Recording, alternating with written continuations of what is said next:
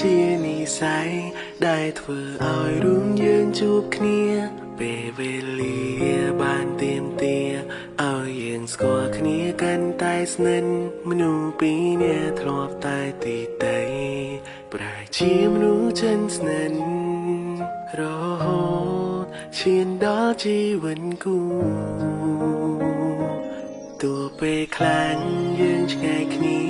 តែចិនយើងនៅតែនឹងមានចង់អរគុណដល់ពងងារដែលអូនតែងលើកទឹកចិនបងតាំងពីបានស្គាល់រូបអូនជីវិតស្រមំប្រងបែងដងសម្រាប់យកអូនជាម្ចាស់នៅលើមេឃមានវេហាក្រាក្របលើអាកាំងទុំហុំធំធេងណាំងតែនៅតូចជាងម៉ែនងមកក្តីស្នេហ៍បងចំពោះអូនមិនអាយវងបានទេសួនទ្វីមលោកនេះមានតែអូនដែលសំខាន់លើអ្វីបងនឹងថែរក្សា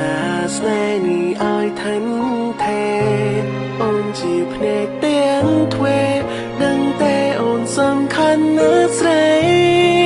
បើឲ្យបងបានបងអូនបងនឹងទុំលូផែនដី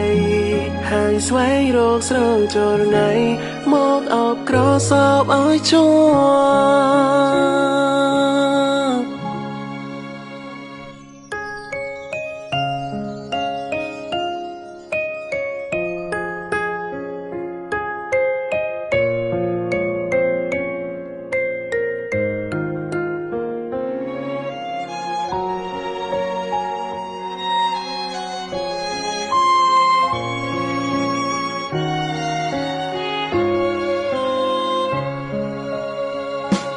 จากពីពេលនេះទៅមុខ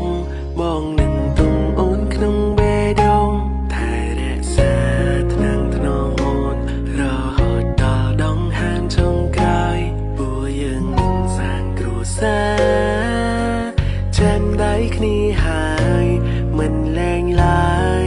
រហូតចាងចូលរី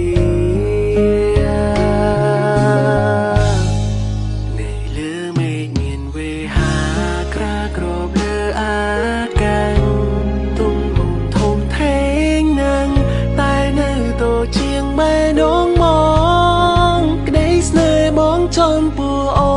នមិនអាយវងបានទេសួនទ្វីមលោកនេះមានតែអូនដែលសំខាន់លើអ្វីបងនឹងថែរក្សាស្នេហ៍នេះឲ្យថិនថេអូនជាភ្នែកទាំងទ្វេដឹងតែអូនសំខាន់ណាស់ស្រីបើឲ្យបងបានបងអូនបងនឹងទុំលូផែនដីហើយស្វែងរកស្រោចរណៃមកអបក្រសោបឲ្យជាប់